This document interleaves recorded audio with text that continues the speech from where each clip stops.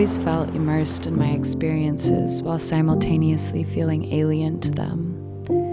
They shaped me and defined me, but I wasn't a part of them. When I got out of rehab for the first time, I was 18 years old. I had just graduated high school. I moved to Daytona Beach as I was told there was a big sober living community there. My first day out, I remember feeling an overwhelming sense of detachment. I was suffocating from the sensations I felt. Walking down Ridgewood Avenue from my sober house that I had just moved into, the hot sun beating down on me, wearing clothes that weren't mine, with no money, and I knew no one. It was like being submerged in icy water. Sudden feelings of dysphoria. Wasn't I just in high school? What happened? How did I get here?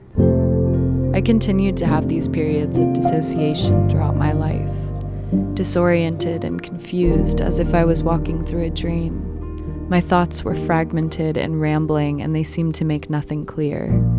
Sometimes it felt as if I would lose consciousness for weeks or months at a time and suddenly come to, completely immersed in a new life.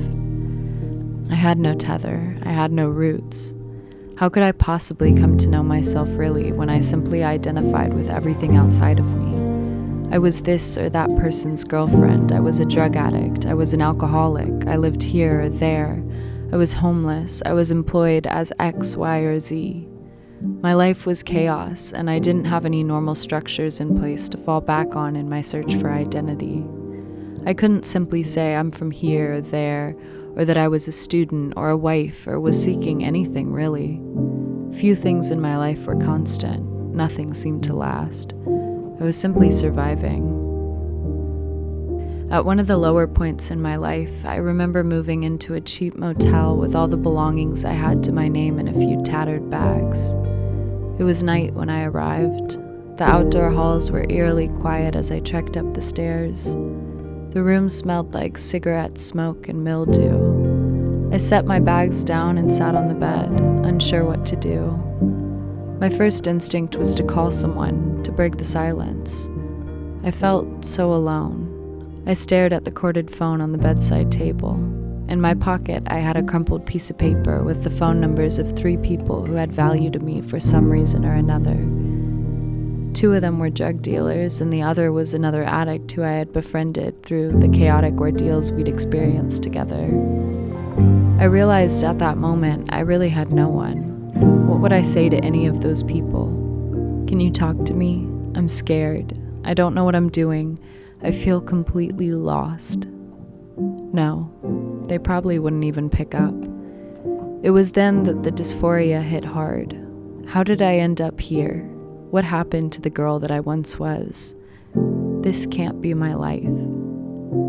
And with dysphoria comes detachment. From that point on, it was as if I was playing a character again, back into the murky water of unconsciousness.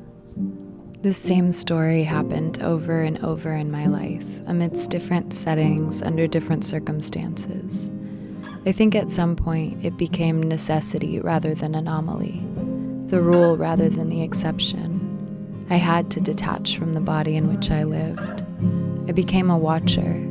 It felt at times as if I lived in the space behind my own eyes.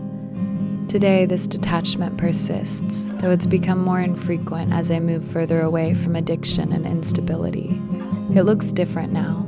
Sometimes I feel like I don't belong in my body, that I don't deserve to drive my car to my job so I can pay my own bills and live comfortably in a real home. My body is healed. My mind is healing. When I look in the mirror, I feel alive, like a real person. For years, I came to believe that none of these things would ever be possible for me.